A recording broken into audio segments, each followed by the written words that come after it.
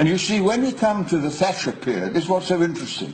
Thatcher was a much cleverer woman than we give her credit for. She knew perfectly well the strength of the labour movement lay in three sources of power.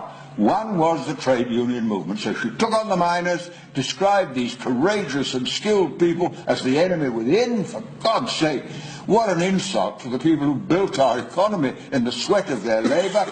And she introduced legislation that made trade unionism actually illegal. You can't be a proper trade unionist now because your rights are taken away. So what she said, and this is very clever, she said, well, you can buy a council house, so you'll be a property owner. You may not be able to get a wage increase, but you can borrow. And the borrowing was deliberately encouraged because people in debt are slaves to their employers. That's how the whole thing began. And that's why borrowing was a deliberate policy to make the working class today slaves again. And that's exactly what they are. I mean, many trade unions don't go on strike because they're afraid they lose their job and lose their home, and so that's what the policy was. She also attacked local government, which was the beginning of further education and education schools and all that, and she destroyed local government. So local councils now are just agents of the Treasury. They can only spend money the Treasury give them on things the Treasury tells them they can spend it on. They're sub-agents of a sort of right-wing bank. And she attacked the public sector and privatised it. And this privatisation is internationally. I met an old friend of mine called Kenneth Kaunda, who's the president of Zambia. I met him when he came out of a British prison years ago, before he was president, and he said, we had a great debt, and the IMF came along, and he said, I'll lift your debt if you'll sell off all your schools and hospitals to multinational corporations. So privatisation is a deliberate policy, along with the destruction of local democracy and the destruction of the trade union, to restore power back to where it was. And what we are now back in, that's what the whole crisis is about, the restoration of power of those who always controlled the world, the people who own the land and the resources and all the rest of it. And that is something we need to understand. And just get it, when I hear the government say we want to restore confidence in the banking system, well, I must say I don't want to restore such confidence in the banking system, they do it all over again. Because this theory that wealth trickles down, actually wealth bubbles up to the people at the very top. And I mean, look at these obscene bonuses they're getting. What is it, the head of British Gas gets $4 million a year. Top income, I think, is $22 million a year for somebody in this country, and then perpetual squeezing down the line. So that's what I think we have to do, and I do think we should. And this is why I think this meeting with the direct experience of people from different sectors is so important. You mentioned the Post Office. When I was Postmaster General, I set up the Gyro Bank.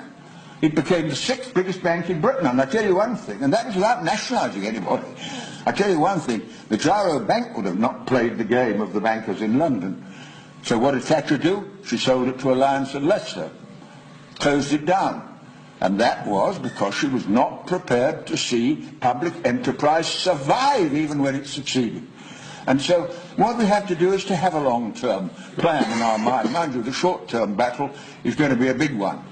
But the longer term, all the banks should be publicly owned. And if you put money into the banks, the first thing you say to them is no more bonuses this Christmas. That would just be a start. And then see that the money is directed to help people who need to raise money for businesses or do whatever is necessary. Then all the public services, gas, electricity, water, transport should be publicly owned. Of course they should be. And actually that's not a difficult argument to put across. We're not alone if we say that.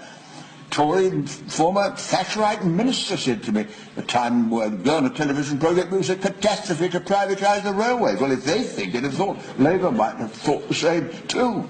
And I think these arguments, I say this to build confidence at the end, don't think we're an isolated little group. I go around the country doing meetings all the time. I'm engaged in a permanent by-election when I'm not the candidate and there's no polling day.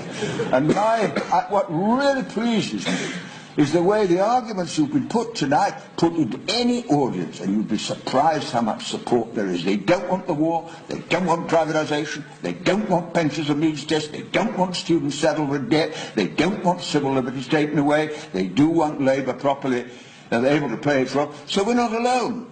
And it is very important to keep optimism. I think there's a characteristic of the left to be professionally pessimistic, and I don't go for that. I think progress is being made by two flames that have always been burning in the human heart: the flame of anger against injustice and the flame of hope you can build a better world. And if this meeting leads to more meetings like this, where we can exchange our experience and keep those two flames burning, maybe this is a turning point, but not for quite the reason that New Labour thought it might be. Thank you for asking me anyway, and if I got to slip off.